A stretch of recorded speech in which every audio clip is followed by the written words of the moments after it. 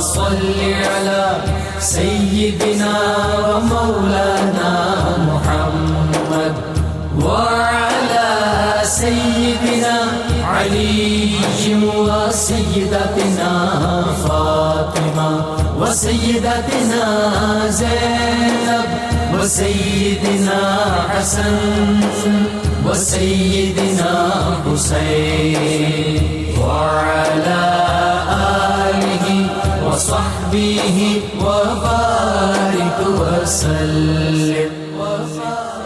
اللهم صل على سيدنا ومولانا محمد صاحب التاج والمعراج والبراق والعلم دافع البلاء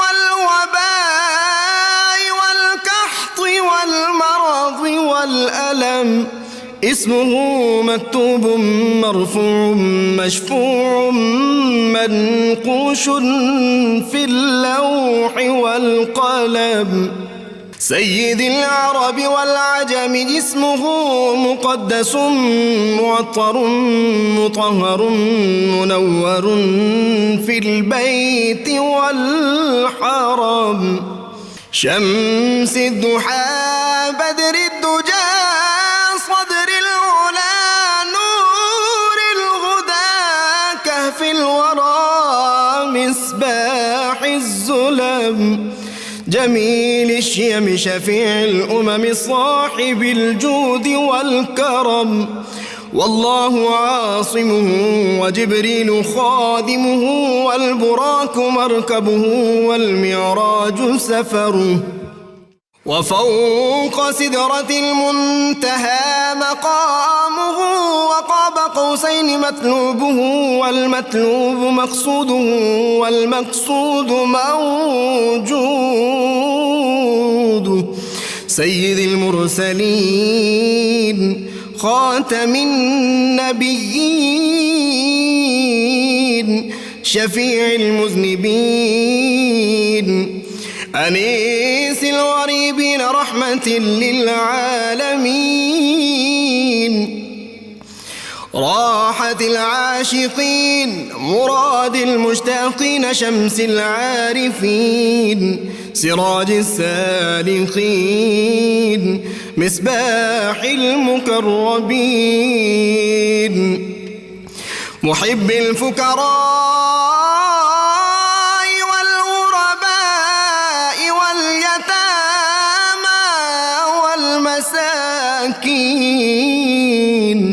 سيد الثقلين نبي الحرمين إمام القبلتين وسيلتنا في الدارين صاحب قاب قوسين محبوب رب المشرقين ورب المغربين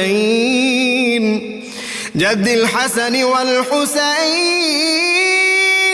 مولانا ومولى الثقلين سيدنا أبي القاسم محمد بن عبد الله نور من نور الله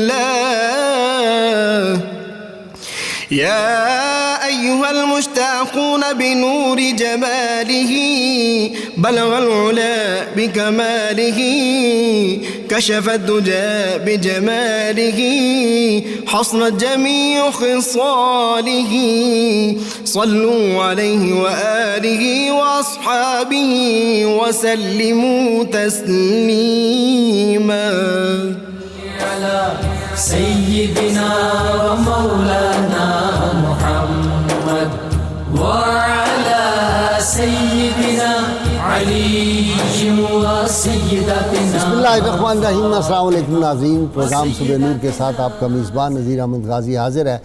नाज़रीन इकराम, हज़रत अबू अनीस मोहम्मद बरकत अली साहब रहमहुल्लाह की मशहूर तालीफ़ अस्माउन नबील करीम सल्लल्लाहु अलैहि वसल्लम से एक इसमें मुबारक पढ़ने की सआदत हासिल कर रहा हूँ। सैयदना अल मुहाजिरु सल्लल्लाहु अलैहि वसल्लम, हमारे सरदार हिजरत फरमाने वाले, दुरूद व सलाम भेजे अल्लाह आप सल्लल्लाहु अलैहि वसल्लम, आपकी आले पाक और आपके सहाबा किराम पर। حضرت عبداللہ بن عمر رضی اللہ تعالیٰ عنہما سے روایت ہے کہ حضور نبی کریم صلی اللہ علیہ وآلہ وسلم نے ارشاد فرمایا، حقیقی مسلمان وہ ہے جس کے زبان اور ہاتھ سے دوسرے مسلمان محفوظ ہوں، اور مہاجر وہ ہے جو ان کاموں کو چھوڑ دے جن سے اللہ تعالیٰ نے منع فرمایا ہے۔ اسی طرح ایک اور مقام پر حضور نبی کریم صلی اللہ علیہ وآلہ وسلم نے ارشاد فرمایا، جس نے دنیا کمانے یا کسی عورت سے نکاح کرنے کے لیے ہجرت کی تو اس کی ہجرت انہی مقاصد کے لیے ہوگی، اور جو شخص محض اللہ اور اس کے رسول صلی اللہ علیہ وسلم کے لیے ہجرت کرے گا تو حقیقی ہجرت وہی ہوگی۔ ناظرین کرام، آج ہمارا موضوع ہجرت امام الانبیاء صلی اللہ علیہ وسلم ہے۔ رحمت کونین صلی اللہ علیہ وسلم نے جب دیکھا کہ مکہ کے حالات تبلیغ دین کے لیے بہت مشکل دن بدن ہوتے جا رہے ہیں، مسلمانوں پہ بہت زیادہ ظلم کیا جا رہا ہے، جو لوگ دائرہ اسلام میں داخل ہوتے تھے ان کو مشکلات کا سامنا کرنا پڑتا تھا، تو آپ نے اللہ تعالیٰ کے حکم سے فیصلہ فرما لیا کہ یہاں سے ہجرت کرنی ہے۔ آج ہم ہجرت کے پہلے بہت سارے پروگرام ہم نے کیے، اور ایک اور انداز سے آج ہم کرنا چاہتے ہیں کہ ہجرت کی حکمتیں کیا تھی اور رحمت کونین صلی اللہ علیہ وسلم کی جو تھی پلاننگ کیا تھی آپ کی، اور اس میں اسٹریٹجی آپ صلی اللہ علیہ وسلم جو اختیار کی، وہ جو لوگ تبلیغ اسلام کرتے ہیں ان کو اس اسٹریٹجی سے کیا سبق ملتا ہے، کس طرح ان کو پلان کرنا چاہیے۔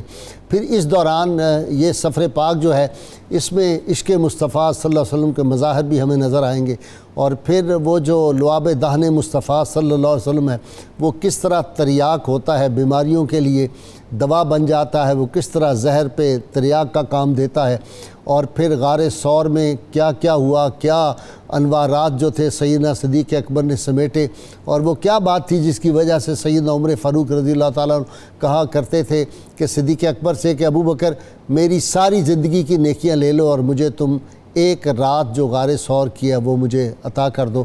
تو یہ سارے معاملات، اور پھر رحمت کونین صلی اللہ علیہ وسلم جب مدینہ منورہ میں وادی قباء میں پہنچتے ہیں، اور مدینہ منورہ میں وہاں آپ صلی اللہ علیہ وسلم کے ننہال جو تھے بنو نجار، وہ جو خوش بخت اور بلند بخت وہ جو بچیاں تھیں، انہوں نے کون سے نعت رسول صلی اللہ علیہ وسلم پڑھی تھی جو آج 14 صدیوں میں وہ نعت اتنی رحمت کونین صلی اللہ علیہ وسلم کو پسند تھی کہ جنگ بدر سے واپسی پر بھی آپ صلی اللہ علیہ وسلم کے سامنے وہی اشعار پڑھے گئے، جنگ خیبر سے واپسی پر وہی اشعار پڑھے گئے، فتح مکہ مکرمہ جب فتح مکہ ہوئی اس وقت وہی اشعار پڑھے گئے، تبوک سے واپسی پر وہی اشعار پڑھے گئے، اور پھر رحمت کونین صلی اللہ علیہ وسلم ایک جنگ میں تھے تو ایک صحابیہ نے دعا مانگی تھی کہ آپ صلی اللہ علیہ وسلم واپس آئیں گے تو میں دف کے ساتھ آپ کے سامنے یہ جو اشعار ہے پڑھوں گی، یہ منت مانی تھی انہیں۔ تو یہ اشعار آج 14.25 صدیاں ہو گئے ہیں، لیکن جب بھی طلع البدر علینا کی صدا آتی ہے تو اہل ایمان جو ہیں ان کے ایمان کو ایک خاص تازگی نصیب ہوتی ہے، اور ایک فکر کو ہمارے بلندی ملتی ہے، اور قلوب کو راحت ملتی ہے، اور زبان کو ایک چاشنی اور تاثیر بھی ملتی ہے۔ ناظرین کرام، آج جس نقطہ نگاہ سے اس پہ ہم ڈسکشن کرنا چاہ رہے ہیں میں اپنے اسکالر حضرات کے ساتھ، کہ رحمت کونین صلی اللہ علیہ وسلم نے کس طرح یہ حفاظتی منصوبہ بندی بنائی تھی، اور جو تھے سب سے زیادہ رحمت کونین صلی اللہ علیہ وسلم کے مزاج شناس مصطفیٰ صلی اللہ علیہ وسلم سیدنا صدیق اکبر نے کسی ایک اشارے سے آپ صلی اللہ علیہ وسلم سمجھ لیا کس طرح اونٹنیاں خریدیں، کس طرح ان کی پرورش گھر میں رکھ کے کی، کس طرح طاقتور وہ جو تھیں اونٹنیاں وہ حاصل کی، اور پھر کس رحمت کونین صلی اللہ علیہ وسلم نے کون سا راستہ اختیار فرمایا، غیر معروف راستہ، وہ اسٹریٹجی کیا تھی۔ عبداللہ بن اریقت جو تھا وہ ابھی غیر مسلم تھا، اسلام نہیں لایا، اس کو بطور گائیڈ کے اس کو سارے راستے پتہ تھے، اس کو ساتھ کیسے لیا۔ پھر امانتیں جو تھیں اہل مکہ کی، آپ صلی اللہ علیہ وسلم کے پاس وہ سیدنا علی مرتضیٰ کی ڈیوٹی لگائی کہ آپ یہ امانتیں واپس کر کے ہمارے پیچھے آئیں۔ اسی طرح کھانے پینے کا سامان رکھا، وہ کون ہستیاں تھیں جو آپ صلی اللہ علیہ وسلم کو روز وہاں پہ دودھ پہنچاتی تھی، وہ کون سی ہستی تھی، وہ کیسی عظیم خاتون تھی بہادر۔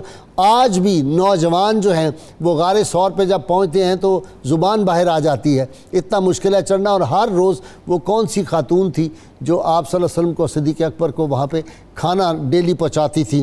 پھر وہاں کتنے دن آپ نے قیام کیا۔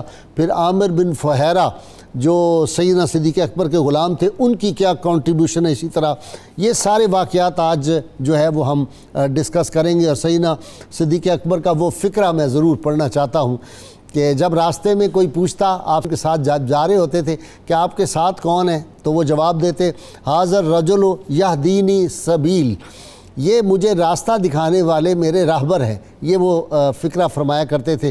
تو یہ ساری باتیں آج ڈسکس ہم کریں گے۔ اللہم صلی علی سیدنا و مولانا محمد وعلی سیدنا علی و سیدتنا فاطمہ و سیدتنا زینب و سیدنا حسن و سیدنا حسین وعلى آله وصحبه وبارك وسلم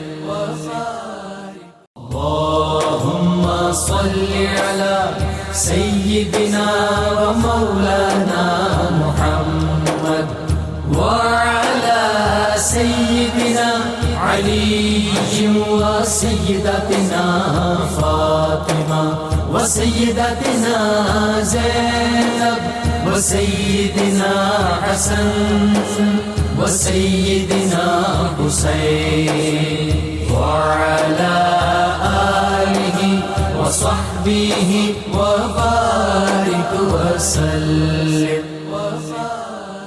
جی ڈاکٹر طاہر امین تنولی، آج یہ آپ کا سبجیکٹ ہے، اسٹریٹجی دیکھیں حضور صلی اللہ علیہ وسلم کی۔ اگر مکہ میں ہی رہیں، نارمل میں بات کر رہا ہوں، تو کتنی مشکلات تھیں۔ دین اسلام وہ جو عالمی انقلاب تھا وہ بہت مشکل ہو جاتا اور بہت ڈیلے ہو جاتا۔ جی بسم اللہ الرحمن الرحیم۔ جی غازی صاحب بالکل آپ نے درست اشارہ فرمایا کہ اگر ہم سیرت پاک کو دیکھیں تو غازی صاحب سیرت پاک کا ہر پہلو ہمارے لیے غیر معمولی رہنمائی کا ایک سرچشمہ کے طور پہ ہمارے سامنے آتا ہے۔ بڑی امپورٹنٹ بات غازی صاحب یہ ہے، ایک جہان ہے۔ غازی صاحب آپ یہ دیکھیں کہ یہ جو ہجرت کا پہلو ہے، یہ بنیادی طور پہ آپ صلی اللہ علیہ وسلم کی جو مکہ المکرمہ سے مدینہ طیبہ کی طرف ہجرت نہیں، بلکہ انسانیت کی دور قدیم سے دور جدید کی طرف ہجرت ہے۔ سبحان اللہ۔ کیونکہ جیسے ہی آپ مدینہ طیبہ تشریف لے گئے تو ایک نئے دور کا آغاز ہوا، ایک نئی سوسائٹی کا آغاز ہوا، ایک نئی ریاست کا آغاز ہوا۔ بہت اہم بات غازی صاحب یہ کہ آپ دیکھیں ہجرت کی ساری جو پلاننگ ہوئی ہے اس کے اوپر کم و بیش آپ یہ سمجھیں کہ 1 سال اور 2-3 ماہ لگے ہیں۔ یعنی 2 قبل ہجرت کو پہلی ڈسکشن ہوئی آپ کے اہل مدینہ کے ساتھ مینا میں، 1 قبل ہجرت کو فائنل ہوا، اور اس کے بعد ربیع الاول کو آپ نے ہجرت فرمایا۔ بیت اولا اور بیت ثانیہ کی آپ بات بیت کریں، ثانیہ وہاں طے ہو گیا تھا۔ اتنے تھوڑے وقت میں غازی صاحب اتنا بڑا فیصلہ، اور آپ دیکھیں اتنے تھوڑے سے وقت کے اندر آپ نے مدینہ طیبہ تک پیغام بھی پہنچایا، وہاں اپنا نمائندہ بھی مقرر فرمایا، اس نے وہاں ماحول بھی بنایا، وہاں عامت الناس کو، وہاں سرداروں کو قربان جاؤں، سبحان اللہ، سرداروں کو کیا بات ہے حسن کا، یعنی کہ وہ ایک معیار ہے کہ ایمبیسیڈر کیسا ہونا چاہیے، سفیر آپ کا کیسا ہونا چاہیے، آپ کی بات کا ابلاغ کرنے والا کیسا ہونا چاہیے، اس کی گفتگو میں تاثیر کیسی ہونی چاہیے۔ اب یہ غازی صاحب اتنے تھوڑے وقت کے اندر تو آپ اپنے گھر میں اور اپنے ملک میں حالات بہتر نہیں کر سکتے، کہ بالکل ایک دوسری جگہ پہ جا کے ایسا ماحول بن گیا۔ پھر جب آپ تشریف لے کے گئے تو وہ ساری ایسی فضا بن چکی تھی کہ وہاں پہ بالکل ایک نئی ریاست وجود میں آ جائے۔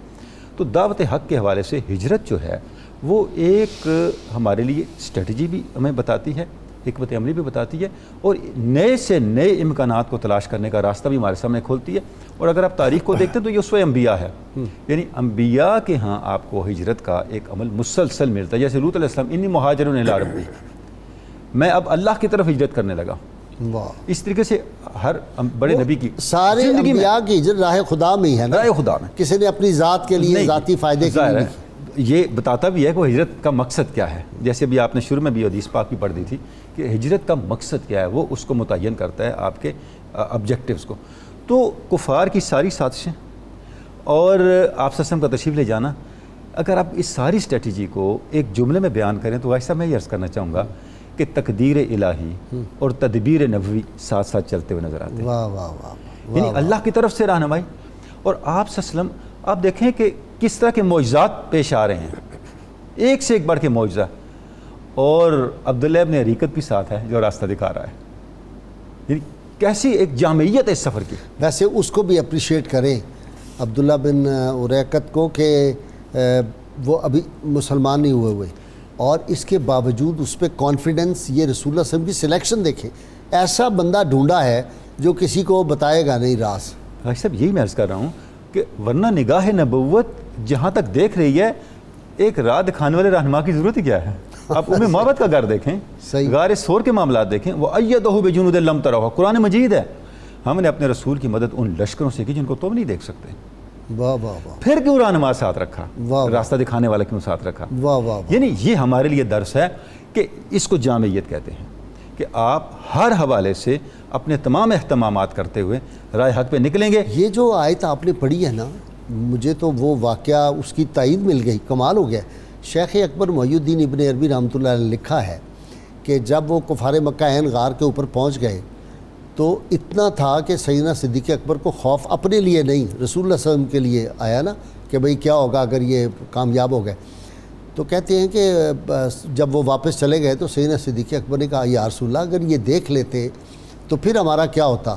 تو آپ نے اشارہ کیا پہاڑ کے وہ غار کے ایک طرف, تو کہتے ہیں غار کھل گیا, دیکھا تو جیسے ایک دریا بہہ رہا ہے اور اس میں کشتی موجود ہے. یہ شیخ اکبر نے لکھا. ایسا قرآن مجید کی ہے وَأَنزَلَ اللَّهُ سَكِينَتَهُ عَلَيْهِ, یعنی جب قرآن اس سورۃ توبہ جس وقت صدیق اکبر نے فرمایا کہ وہ تو آگے, تو آپ نے فرمایا لا تحزن ان اللہ معنا. اب ترتیب دیکھیں غازی صاحب, بڑی امپورٹنٹ بات ہے ترتیب. اللہ رب العزت نے جو اپنا کلام اتارا اس میں جن الفاظ کو رکھا, جس ترتیب کو رکھا, وہ خالی حکمت نہیں ہے. 3 باتیں سایہ مبارکہ میں بیان ہوئیں. پہلی بات یہ قرآن مجید ہمیں بتاتا ہے کہ جب صدیق اکبر نے اپنے صاحب اپنے آقا سے کہا کہ کفار سر پہ پہنچ گئے, آپ نے فرمایا لا تحزن ان اللہ معنا. ہائے ہائے ہائے, جیسے ہی آپ نے فرمایا فانزل اللہ سکینتہ علیہ, واہ واہ پھر اللہ نے اپنی سکینت اتاری. واہ واہ, اسی وقت اطمینان آ گیا. وہ ایدہ بجنود لم تروا, یہ زبان نبوت اور فرمان نبوت کا فیضان ہے. اس میں غازی صاحب ایک سبق ہے. ہاں, سبق یہ ہے کہ ایسے لشکروں تک رسائی جو نگاہوں میں نہ آئیں اور ایسی سکینت کا مل جانا جو آپ کو تزلزل نہ دے, زبان نبوت پر یقین کا نتیجہ ہے. واہ واہ واہ, ساری کائنات پھر کھڑی ہو جاتی ہے زبان نبوت سے جب الفاظ نکلتے ہیں. جی ڈاکٹر صاحب, بسم اللہ بڑے ایمان افروز اس میں واقعات. جی بسم اللہ الرحمن الرحیم, بہت شکریہ. چند حکمتیں میں عرض کرنا چاہتا ہوں. علامہ نے کہا تھا عقدۂ قومیت مسلم کشود از وطن آقائے ما ہجرت نمود, کہ ایک تو نبی رحمت صلی اللہ علیہ وسلم نے ایک ہمیں سبق دیا کہ نظریہ کتنا قیمتی ہوتا ہے اور نظریات کی قیمت کتنی چکانی پڑتی ہے, اور مکہ مکرمہ جیسی مقدس سرزمین کو چھوڑ کر نئی جگہ پر آپ جلوہ فرما ہو رہے ہیں. اور پھر اسی بات کو جب بر صغیر کے ایک بہت بڑے عالم نے کہا تھا کہ قومیں اوطان سے بنتی ہیں, علامہ صاحب نے وہی بات دہرائی تھی, سرود برسر ممبر کے ملت از وطن است چے بے خبر ز مقام محمد عربی است, کہ وہ ممبر رسول صلی اللہ ممبر رسول پر بیٹھ کر یہ کہہ رہا ہے کہ وطن سے قومیں بنتی ہیں, قومیں اوطان سے بنتی ہیں. یہ شخص جو ہے ممبر رسول صلی اللہ علیہ وسلم پر تو بیٹھا ہوا ہے لیکن مقام مصطفیٰ صلی اللہ علیہ وسلم سے بے خبر ہے. مصطفیٰ بے رساں خیش راہ کے دی ہماؤس اگر بہو نہ رسیدی تمام بولا. اچھا, دوسرا ایک اور جو امتحان ہے, بڑا دلچسپ نقطہ یہ ہے کہ نبی رحمت صلی اللہ علیہ وسلم مکہ مکرمہ میں رہے تو کعبۃ اللہ قبلہ تھا. ٹھیک, تو یہ امتحان تھا کہ جو مکہ سے مدینہ ہجرت کر کے جا رہے ہیں ان کے نزدیک اہمیت جو ہے وہ کعبۃ اللہ کی نہیں تھی, ان کے نزدیک اہمیت رخ مصطفیٰ کی تھی. وہ جس طرف پھرتا چلا جائے گا مسلمان بھی ادھر ادھر اپنے رخ پھیرتے چلے جائیں گے. اور اس امتحان کا پھر اظہار, دوسرا اظہار اہل مدینہ کے لیے ہوا جب بیت المقدس کو تبدیل کر کے پھر اللہ تعالی نے فرمایا فَلَا نُوَلِّيَنَّكَ قِبْلَةً تَرْضَاهَا, اے محبوب کریم صلی اللہ علیہ وسلم قبلہ وہ بنے گا جو آپ کو پسند ہوگا, جس سمت بھی آپ رخ کر دیں گے ہم اسے قبلہ ڈکلیئر کر دیں گے.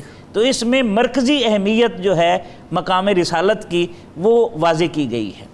تیسرا اس میں ہمیں یہ سبق ملتا ہے کہ کفار کی سازشیں اور ہٹ دھرمیاں حد سے گزر گئی تھیں اور اللہ تعالیٰ نے پسند فرمایا کہ ان کو ان کے جرم کی سزا دی جائے. اور جب تک رسول اللہ صلی اللہ علیہ وسلم مکہ مکرمہ میں تھے تو اللہ کا وعدہ تھا ما کان اللہ لیعذبہم وانت فیہم، اس لیے ہجرت کروائی گئی تاکہ ان کو ان کے جرموں کی سزا ملے۔ اور آپ دیکھیں جو لوگ اس مجلس میں دار و ندوہ میں شریک تھے، اس میں سے سوائے 3 لوگوں کے سارے بدر کے غزوہ میں قتل کر دیے، سارے جہنم رسید ہوئے۔ اس سے ہم اندازہ لگا سکتے ہیں کہ یہ کیا تھا۔ اور پھر اس میں ایک اور چیز جو مجھے سمجھ آتی ہے اور وہ بڑی دلچسپ ہے کہ جہاں مقام علی المرتضیٰ رضی اللہ عنہ اجاگر ہوتا ہے امانتوں کی سپردگی میں، وہاں مقام صدیق اکبر بھی اجاگر ہوتا ہے۔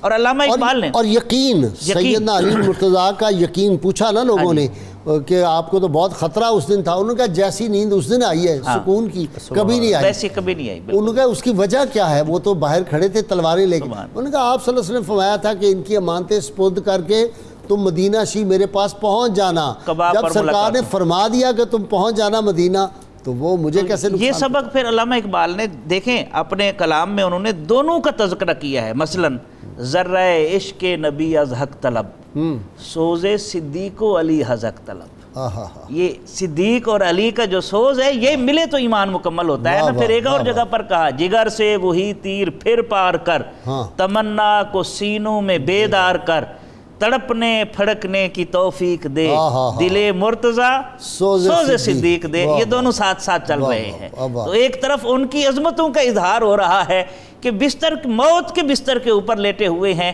اور دوسری طرف صدیق اکبر ہیں، کبھی آگے ہوتے ہیں کبھی پیچھے آ جاتے ہیں، کبھی دائیں ہوتے ہیں کبھی بائیں ہوتے ہیں، اور استفسار پر عرض کرتے ہیں حضور جب خیال آتا ہے کہ دشمن آگے سے حملہ کرے گا تو میں آگے آ جاتا ہوں۔ اچھا جی ڈاکٹر عقیل، ایک بہت دلچسپ بات ہے دونوں کے ساتھ، سیدنا صدیق اکبر اور سیدنا علی المرتضیٰ شیر خدا، وہاں غار ثور میں سانپ ڈستا ہے تو آپ صلی اللہ علیہ وسلم لعاب دہن لگاتے ہیں صدیق اکبر رضی اللہ تعالیٰ عنہ کے پاؤں پہ، اور وہ تریاق کا کام کرتا ہے۔ مدینہ منورہ آپ پہنچتے ہیں اور قباء میں ہیں آپ، اور سیدنا علی المرتضیٰ شیر خدا ایک جگہ قیام کرتے ہیں اسی بستی میں، تو حضور صلی اللہ علیہ وسلم نے کہا کہ پیغام بھیجیں علی المرتضیٰ کو، تو جواب آیا کہ جی ان کے تو پاؤں میں بہت بڑے بڑے چھالے پیدل چل کے آ گئے ہیں، تو وہ چھالے آئے ہوئے ہیں۔ آپ سے خود تشریف لے گئے اور علی المرتضیٰ شیر خدا کے اپنا لعاب دہن آپ نے لگایا ان کے پاؤں پہ، اور اسی وقت وہ چھالے ختم ہو گئے۔ غازی صاحب اس سے معلوم محمد علی جوہر کا ایک شعر سن لیں بڑا مزدار، اور پھر آپ اپنی بات ضرور کہا کہ ان آبلوں کے پاؤں سے گھبرا گیا تھا میں، جی خوش ہوا ہے راہ کو پرخار دیکھ کر۔ جی غازی صاحب اس سے یہ پتہ چلتا ہے کہ نبی کریم علیہ الصلوۃ والسلام کے لعاب دہن میں وہ تاثیر ہے جس میں ہر مرض کی شفا ہے، واہ، ہر مرض کی۔ اب آ جاتے ہیں ہم کچھ حکمتوں کی طرف۔ مکہ مکرمہ میں 13 برس آقا کریم علیہ الصلوۃ والسلام نے فکری نظام کو مرتب کر کے ایک کہہ لیں کہ اتقان کے اعلیٰ درجے پر پہنچا دیا تھا اپنے غلاموں کو۔ ٹھیک، اب اس فکری نظام کی کہہ لیں کہ اس کی عملی جہاد کو دنیا سے کو متعارف کروانا تھا، وہ اور یہ اس فکر کا نفاذ بھی تو کسی جگہ کرنا تھا، الہی نظام کا نفاذ تھا۔ اب آپ دیکھیے وہ 10 سال میں ہوا ہے، فکری نظام کے لیے 13 برس ہیں۔ معلوم یہ ہوتا ہے سماجی نظام سے پہلے جب تک کوئی مضبوط نظریہ نہیں ہوگا تو ہم کوئی کامیاب نظام نہیں دے سکتے۔ ٹھیک، نبی کریم علیہ الصلوۃ والسلام۔ دوسرا پہلو آپ یہ دیکھیے کہ نبی کریم علیہ الصلوۃ والسلام نے یعنی آپ کے عہد ہمایوں میں 2 ہجرتیں ہوئیں، حبشہ کی اور مدینہ منورہ کی، دونوں مقامات پر جو سفیر بھیجے ہیں اور کامیاب ترین رہے۔ میں جب پڑھتا ہوں زبان، خطابت، فصاحت، بلاغت، غازی صاحب بلکہ اگر میں کچھ پہلوؤں سے اگر تقابل کروں نا حضرت مصعب بن عمیر اور حضرت جعفر طیار کا، تو حضرت جعفر طیار کو زیادہ پرخطر معاملات درپیش تھے۔ سامنے بادشاہ تھا، ادھر تو بادشاہ نہیں تھے، لیکن دونوں ہی حسن انتخاب رسول اللہ صلی اللہ علیہ وسلم، اور دونوں کامیاب ترین رہے۔ تیسری بات دیکھیے حضرت مصعب بن عمیر، ان کو معلم مدینہ بھی کہا جاتا ہے، دائی بھی کہا جاتا ہے، لیکن ایک اور کام انہوں نے کیا، کیونکہ نبی کریم علیہ الصلوۃ والسلام نے اپنے صحابہ کی ہمہ جہت تربیت کی ہوئی تھی، ایک خاص سیاسی نظام کے لیے تیار کیا انہوں نے مدینہ منورہ کو، اور انہوں نے کہہ لیجئے کہ ان اہل مدینہ کو ایک ڈیموکریٹک سوچ دے دی، وہ جو صدیوں سے لڑ رہے تھے کہ اب تمہارے ایک بہتر نظام کے قائم ہونے کا وقت آ چکا ہے۔ یہی وجہ ہے کہ ہم دیکھتے ہیں مدینہ منورہ آمد کے بعد انہوں نے نبی کریم صلی اللہ علیہ وسلم کو محمد رسول اللہ بطور نبی تو سب سے بڑی تعلق تو یہی ہے، لیکن بطور حاکم بھی استقبال نظر آتا ہے، بطور حاکم تشریف لائیں اور کسی نے کوئی بات نہیں کی. حضور جیسے ایسے لگتا ہے جیسے مدینہ منورہ میں تشریف فرما ہوئے اور اقتدار کی مسند پر جلوہ افروز ہو گئے. جلوس بھی بڑا مزیدار تھا. قاری صاحب وہ جلوس کیا تھا، تصور میں وہ جسے کہا تھا نا نجم سوانی میں کہ چشم تصور سوچ رہی ہے روئے محمد کیسا ہوگا، چشم فلک کچھ تو ہی بتا دے، تو نے تو ان کو دیکھا ہوگا. چشم فلک نے وہ جو منظر دیکھا ہوا ہے، ہائے ہائے ہائے، جو ہی اس یہودی نے آواز دی نا کہ وہ چہرہ پر نور آ گیا ہے، دیکھنے والی تھی پھر تو سب نے اسلحہ پکڑا ہے. یہ دیکھنے والی بات ہے، تلواریں لٹکائی ہیں اور دوڑیں لگا دی ہیں، اور وہ بچیاں جس منظر میں پڑھ رہی ہیں. قاری صاحب یہ جو کہا جاتا ہے نا کہ اہل مدینہ چند دنوں سے نبی پاک کا انتظار کر رہے تھے، اس جملے کو سننے والے درست کر لیں. نہیں، اہل مدینہ 1000 برس سے آقا کا انتظار کر رہے تھے. کمال ہو گئی. اور ایک اور اصلاح کی جو میری فائنڈنگز ہے کہ نبی کریم حضرت ابو ایوب انصاری کے گھر رہے، نہیں، وہ حضور کا ہی گھر تھا. واہ واہ واہ، وہ جو بنا کر گیا تھا، بلکہ حضرت ابو ایوب انصاری حضور کے گھر میں رہ رہے تھے. اللہم صلی علی سیدنا و مولانا محمد وعلی سیدنا علی و سیدتنا فاطمہ و سیدتنا زینب و سیدنا حسن و سیدنا حسین وعلی آلہ وصحبہ وبارک وسلم. اللہم صلی علی سیدنا و مولانا محمد وعلی سیدنا علی و سیدتنا فاطمہ و سیدتنا زینب و سیدنا حسن و سیدنا حسین وعلی آلہ وصحبہ وبارک وسلم. ڈاکٹر صاحب وہ بڑا ایمان افروز منظر ہے، معبد کا گھر، اور اس کی ایک میں آپ کو ابھی بتاؤں یہ معجزہ سرکار مدینہ صلی اللہ علیہ وسلم کا، جو سیدہ معبد کا وہ درخت مبارک تھا نا جہاں آپ صلی اللہ علیہ وسلم، چھوٹا سا درخت تھا، آپ نے وہاں وضو فرمایا اور کلی مبارک فرمائی وہاں پہ. وہ درخت جو تھا وہ ایک دن میں ہی اوپر چڑھ گیا، اور چھوٹے چھوٹے پھل اس کے جو پتے ہیں نا وہ اتنے چھوٹے چھوٹے ہیں، بالکل ذرا سے. میں نے وہاں سے منگوائے، اور یہ صرف پچھلے مہینے کی کوئی میرا خیال ہے 1.5 مہینہ 2 ہوئے ہوں گے. ایک صاحب آتے ہیں، ان کی ہمشیرہ کو کینسر تھا، اس کا آپریشن ہونا تھا یہ عمران خان کے اسپتال میں. تو میں نے انہیں کہا میرے پاس وہ لکڑی آئی ہوئی اور پتے میں نے ان کو دیے تھوڑے سے، وہ انہوں نے پانی میں بھگو کے استعمال کیے. پچھلے ہفتے، پچھلے جمعے کو یہ جو گزرا ہے اس نے مجھے بتایا، وہ وہاں گئے تو ہاسپٹل والوں کا بھی وہی پیشنٹ لائیں جس کا پچھلی دفعہ ہے، جس کا آپریشن کرنا تھا. تو انہوں نے کہا جی یہ وہی ہے. انہوں نے کہا وہ تو غائب ہے، وہ کینسر تو غائب ہو گیا بالکل. وہ یعنی یہ آج بھی یہ معجزہ ہے ان پتوں میں اور اس درخت کی ٹہنی میں. سبحان اللہ. اس میں 2 دلچسپ واقعات ہیں جن کا ایک مس ہو جائے گا اگر ہم اس کا تذکرہ کریں. ایک تو سراقہ بن مالک کا ہے، وہ اتنا دلچسپ ہے. آیا تو وہ 100 اونٹوں کے انعام میں تھا، لیکن جب اس کے گھوڑے کے پاؤں دھستے رہے اور 2-4 مرتبہ ایسے ہوا تو اس نے کہا یا رسول اللہ صلی اللہ علیہ وسلم، جب آپ نے فرمایا کہ سراقہ کیا کر رہے ہو، میں تو تیرے ہاتھ میں کسرا کے سونے کے کنگن دیکھ رہا ہوں. مجھے یہ واقعہ ہلا دیتا ہے. ہاں جی. کہتے ہیں کہ سراقہ کیفیت میں ڈوبا اور عرض کی حضور امان نامہ لکھ دیں. آپ نے فرما دیا ہے، اور پھر یہ بھی کہا کہ یا رسول اللہ صلی اللہ علیہ وسلم اب آپ تشریف لے جائیں، اب میں آپ کی حفاظت کروں گا، ادھر کھڑے ہو کر میں روکوں گا. یعنی وہ جو اس میں ایک اور حکمت کی بات بھی ہے، وہ یہ ہے کہ چلتے وقت کون کون سی چیزیں ساتھ رکھنی چاہیے.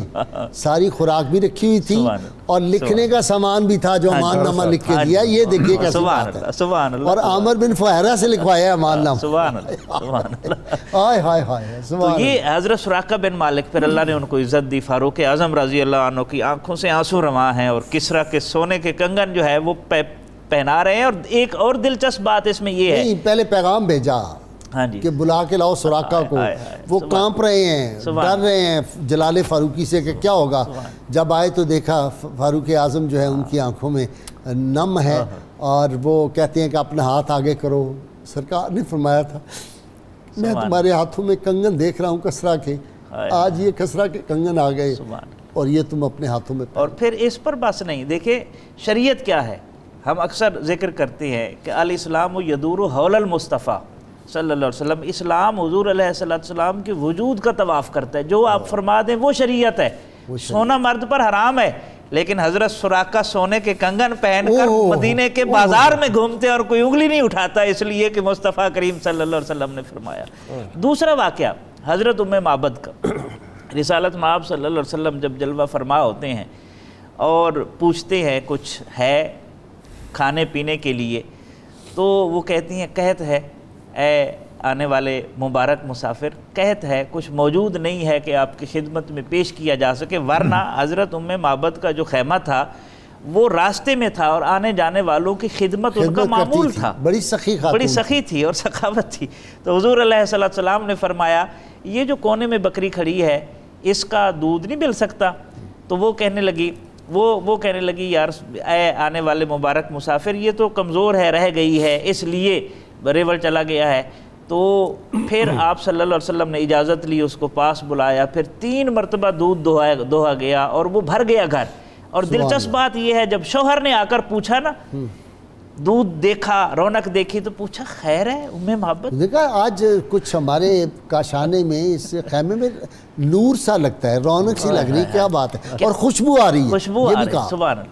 تو انہوں نے کہا رأیت رجلا ظاہر الوداعت حسن الخلق ملیح الوجہ، کہ آج میں نے ایسا پیکر دل ربا دیکھا ہے جس سے نور کی شعائیں نکل رہی تھیں، اور حسن ایسا جس پر ملاحت بھی ناز کرے. اور پھر نبی کریم صلی اللہ علیہ وسلم کی جب اس نے تعریف کی، پورا سراپا بیان کیا، پورا سراپا بیان کیا، اور کیا کمال اس کا قوت مشاہدہ دیکھیں. وہ عبدالعزیز خالد کے شعر یاد آتے ہیں، اس کے بغیر مطلب یہ واقعہ مکمل نہیں کر سکتا میں فرش زمیں ہوں تو سقف سما ہے، میں سانسوں کا مہماں تو موج ہوا ہے، سنی ام معبد سے تعریف تیری، بہت تجھ سے ملنے کو جی چاہتا ہے. واہ واہ، بہت تجھ سے ملنے کو جی چاہتا ہے. اور جب یہ دونوں ماں بیٹا جو ہے وہ مدینہ طیبہ گئے اور حضرت ابو بکر صدیق گزرے، اب انہیں نام تو نہیں آتا تھا حضور کا، تو انہوں نے نام ہی مبارک رکھ لیا. تو جب دیکھا صدیق اکبر کو بچے نے تو کہا امی وہ دیکھو وہ مبارک کے ساتھ جو شخصیت تھی وہ یہ جا رہے ہیں. کیسا سراپا ان کے قلب و ذہن میں. سنی ام معبد سے تعریف تیری. عبداللہ بن سلام نے وہی چہرہ انور دیکھا ہے قباء میں، اور دیکھتے ہی کہا کہ یہ سچے کا چہرہ ہی ہو سکتا ہے. سچے کا چہرہ. ہمارے ہاں جو لوگ وہ لکھتے ہیں نا پہلے والے لفظ، وہ نہیں لکھنے چاہیے، ایسے ہی یہ لفظ لکھنا چاہیے ہمیشہ. میں تو وہ پریشان ہو جاتا ہوں، یہ لفظ یہ لکھنا چاہیے کہ یہ انتہائی سچے صادق و امین کا چہرہ مبارک ہے. یہ کہا غازی صاحب ام معبد بعد میں کلمہ پڑھ لیا. آپ دیکھیے راہ ہجرت میں کچھ لوگ پہلی بار ملے، کوئی جمال دیکھ کے کلمہ پڑھ رہا ہے، کوئی کمال دیکھ کے کلمہ پڑھ رہا ہے. اور مجھے تو پیر میر علی شاہ صاحب رحمۃ اللہ علیہ یاد آ گیا. ام معبد کے اشعار کا رنگ ان کے اشعار میں بھی نظر آتا ہے. مکھ چند بدر شاشانی ہے، متھے چمکے لاٹ نورانی ہے، کالی زلف اک مستانی ہے، مخمور رکھی ہیں مد بریاں. آپ کو ایک اور بات سناؤں، یہ جو ہے نا اولڈ بائبل، اس میں جو سانگز آف سولمن ہیں، اس میں جو سراپا لکھا ہوا ہے نا، جہاں سلیمان کہتے ہیں کہ اے بنی اسرائیل کی بیٹیوں یہ ہے میرا محبوب، وہ ایگزیکٹ وہی لفظ ہیں جو حضرت ام معبد رضی اللہ تعالیٰ عنہ نے حضور صاحب کو سراپا بیان کیا، وہی پیر میر علی شاہ. اچھا غازی صاحب آپ دیکھیے کہ ان کی نطق بیانی دیکھیے، پہلی بار دیکھا ہے. اور حالت سفر میں نبی کریم علیہ السلام کی یہ عام حالت، آپ کی تو ہر حالت ہی خاص ہے، ہر حالت ہی خاص ہے. اور پھر جب مدینہ منورہ آپ داخل ہوئے نا، حضرت انس بن مالک فرماتے ہیں میں 9-10 سال کا بچہ تھا اور میں گلیوں میں نعرے لگا رہا تھا، حضور آ گئے ہیں، سرور آ گئے ہیں، جا رسول اللہ، جا محمد. مدینہ منورہ کی گلیاں صاف ہو رہی، لوگ گھروں کو صاف کر رہے ہیں احتیاط سے جا کر، یا رسول اللہ ایک باری آ جا تو ساڑھی جات ہے. ہائے ہائے ہائے. خواجہ غلام فرید ایک دفعہ. اور حضور آقا کریم علیہ السلام نے، یہ ہوتا ہے نبی کا کہ احساس و جذبات کا خیال رکھنا، فرمایا یہ معمور من اللہ ہے، ہائے ہائے۔ اگر کسی کے گھر چلے جاتے تو دوسرا کہتا کہ میرے گھر کیوں نہیں آئے، معمور من اللہ ہے۔ اور پھر جو آپ دیکھیے صحابہ کرام فرماتے ہیں اس دن سے روشن ہم نے اپنی زندگی میں نہیں ایک دیکھا۔ اور بھی بڑا لطف آیا ہے کہ آپ صلی اللہ علیہ وسلم کی اونٹنی مبارک جو تھی نا، جہاں مسجد نبوی ہے موجودہ، یہاں ٹھہری، پھر ٹھہر کے 2 قدم 2 لمحے پھر آگے چلی گئی، آگے جا کے پھر واپس مڑی، جیسے اس نے اس جگہ کو سونگا ہے۔ وہاں جب بیٹھ گئی تو سیدنا ابو ایوب انصاری آئے اور وہ جو کجاوا تھا نا اونٹنی کا وہ پکڑ کے گھر لے گئے سبحان اللہ۔ اور اس کے بعد اسد بن زرارہ رضی اللہ تعالیٰ ہوئے اور وہ اونٹنی پکڑ کے اپنے گھر لے گئے۔ غائب صاحب یہ منظر کیا ہوگا، وہ کجاوا ہائے ہائے ہائے، وہ تبرک سمجھ کے لے گئے۔ ایسے ہی حضرت ابو ایوب انصاری رضی اللہ تعالیٰ عنہ کے خادم تھے ابو لیلہ۔ امام ابن اساکر نے واقعہ لکھا ہے، نبی کریم علیہ الصلوۃ والسلام نے فرمایا تو ابو لیلہ ہے؟ ان کا جی یا رسول اللہ۔ فرمایا وہ خط دے دو مجھے جو 1000 سال پہلے، اور اس سے یہ پتہ چلتا ہے کہ نبی میرے بھائی کا خط تمہارے میرے بھائی کا خط، مرحبا، اس کو دعائیں دیں۔ معلوم یہ ہوا کہ آقا کریم علیہ الصلوۃ والسلام سے جس نے آنے سے پہلے بھی وفا کی ہے، حضور نے اس پر بھی کرم نوازی کی ہے، اور بات والوں پر تو ہے ہی آپ کی کرم نوازیاں، آپ کا کلمہ پڑھا اور جنہوں نے دیکھا ان پر بھی کرم نوازیاں۔ یہاں پر جب نبی کریم صلی اللہ علیہ وسلم مدینہ منورہ میں آئے نا، تو آپ نے جو ابتدائی طور پر 2-3 کام کیے ہیں، مسجد نبوی کی تعمیر، مواخات مدینہ، پھر میثاق مدینہ۔ یہاں بھی اہل سیرت نگاروں نے بڑی اس کی حکمتیں لکھی ہیں کہ مواخات پہلے ہے، میثاق بعد میں ہے۔ معلوم یہ ہوتا ہے کہ جو چیز اخوت سے نافذ ہو سکتی ہے، بعد میں پھر کوئی ایسا سخت قانون بنانے کی ضرورت نہیں ہوتی۔ اللهم صل على سيدنا ومولانا محمد وعلى سيدنا علي وسيدتنا فاطمة وسيدتنا زينب وسيدنا حسن وسيدنا حسين وعلى آله وصحبه وبارك وسلم اللهم صل على سيدنا ومولانا محمد وعلى سيدنا علي وسيدتنا فاطمة وسيدتنا زينب وسيدنا حسن وسيدنا حسين وعلى آله وصحبه وبارك وسلم۔ اچھا جی، وہ یہودی کھڑا تھا پہاڑی کے اوپر، روز جاتے تھے، انتظار تو تھا نا، پتہ چل گیا ہوا تھا کہ آپ صلی تشریف لا رہے ہیں، تو وہ اس نے وہ جو نعرہ لگایا، اس کے بعد جو صحابہ نے نعرے لگائے ہیں وہ بھی کمال ہے۔ سبحان اللہ، ان کی جو محبت اور انتظار کی شدت، اور آپ جب حسن تھا ان کا جلوہ نما، اس کا مظہر ہے دیدار کا عالم کیا ہوگا، ہر کوئی فدا ہے بن دیکھے، دیدار کا عالم کیا ہوگا، دیدار عام جب ہو رہا ہے، اللہ اکبر۔ سبحان اللہ گائی صاحب۔ تو یہ سارا سفر گائی صاحب ایسا ہے کہ سراقہ کا ہم نے تذکرہ کیا، سراقہ کے بعد وہاں راستے میں آپ کی ملاقات ایک اور شخص سے ہوئی، بریدہ بن الحسیب اسلمی، جو قبیلے کا سردار تھا، تو اس کے ساتھ کچھ لوگ بھی تھے۔ تو سیرت کے کتب میں ملتا ہے جب وہ آپ صلی اللہ علیہ وسلم سے ملا تو آپ صلی اللہ علیہ وسلم نے اس کے سامنے دعوت حق رکھی، تو وہ اسی وقت مسلمان ہو گئے، اس کے ساتھ 70 لوگ بھی مسلمان ہو گئے۔ یعنی ایک فیضان کا دریا تھا جو مکہ سے مدینہ کی طرف رواں تھا، اور جہاں جہاں سے آپ گزرے۔ اچھا، ام معبد کا ہم نے ذکر کیا، ام معبد کی برکتیں مکہ تک بھی پہنچی، کہ مکہ جب یہ سارا واقعہ ہو گیا تو مکہ المکرمہ میں کتب سیرت میں ہمیں ملتا ہے کہ جن نے آواز دی، لوگوں نے سنا کہ رحمتیں ہوں اللہ کی اس مبارک ہستی پر جس نے ام معبد کے گھر قیام کیا۔ ام معبد سے جا کے پوچھو وہ کون ہے، اس کی رسالت کی گواہی اور اس کے حق ہونے کی گواہی ام معبد نہیں، اس کے گھر کی بکری بھی دے گی، اور وہ برتن بھی دے گا جس میں دودھ دوہا گیا۔ تو یہ جو ایک اللہ رب العزت کی طرف سے آپ صلی اللہ علیہ وسلم کی شان کے میں نے اظہار یہ بھی کا، پڑھا ہے کہ صحابہ اس بکری کی زیارت کے لیے جایا کرتے تھے، ام معبد کی اس بکری جس کا دودھ سرکار صلی اللہ علیہ وسلم نے نوش فرمایا تھا۔ اچھا جی، اس میں ایک اور ڈاکٹر سعیدی بڑی دلچسپ بات ہے، شیخ اکبر نے یہ بھی لکھا ہے، انہوں نے کہا کہ ایک دن نا شاید کھانا لیٹ ہو گیا اور کون لے کے جاتی تھی؟ اسماء بنت ابی بکر. آج کا پہلوان بھی جاتا ہے تو کتنی مشکل سے اوپر چڑھتا ہے، طاقتور آدمی. اور سیدہ اسماء بنت ابی بکر روز جاتی تھی، اور رات کو جانا اندھیرے میں کھانا لے کے اس پہاڑی پہ، ذرا سوچیں نا، تصور کریں، اور روز جانا. ہم تو ایک دفعہ ہمارے لوگ زندگی میں جاتے ہیں اور بڑی ہمت والے ہیں جی، سچی بات ہے. میں ایک دفعہ گیا ہوں غار ہرا پہ، اور مجھے اندازہ ہے اس کے بعد دوبارہ ہمت نہیں پڑی، کتنا مشکل ہے وہاں جانا. ڈیلی جاتی تھی وہاں. تو کہتے ہیں ایک دن لیٹ ہو گیا کھانا، تو آپ صلی اللہ علیہ وسلم نے صدیق اکبر سے فرمایا کہ یہ جو ہے نا پتھر ذرا ایک نکلا ہوا تھا، اس کے نیچے رکھو پیالہ. تو کہتے ہیں اس میں دودھ اور شہد نکلا. سبحان اللہ، سبحان اللہ، سبحان اللہ. یہ سرکار کے معجزات بھی اس سفر میں جگہ جگہ نظر آتے ہیں. جی اس میں حضرت اسماء کا جو کردار ہے، دیکھیں حضرت ابو بکر صدیق رضی اللہ عنہ کے جو والد ہیں ابو قحافہ، وہ پریشان ہوئے کہ شاید سارا مال چلا گیا ہے. حضرت اسماء نے کیا اسٹریٹجی اپنائی؟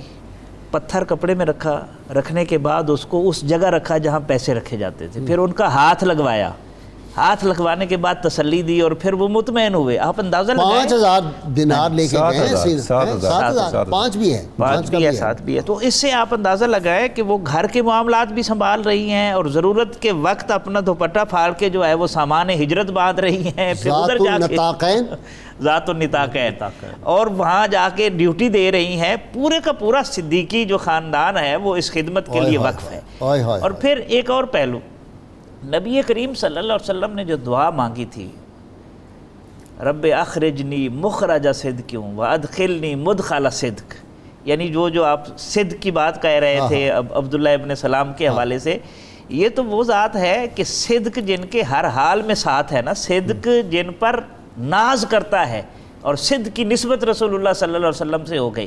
اچھا ایک اور بات، سیدنا صدیق اکبر ان اونٹنیوں کو باہر نہیں نکالتے تھے.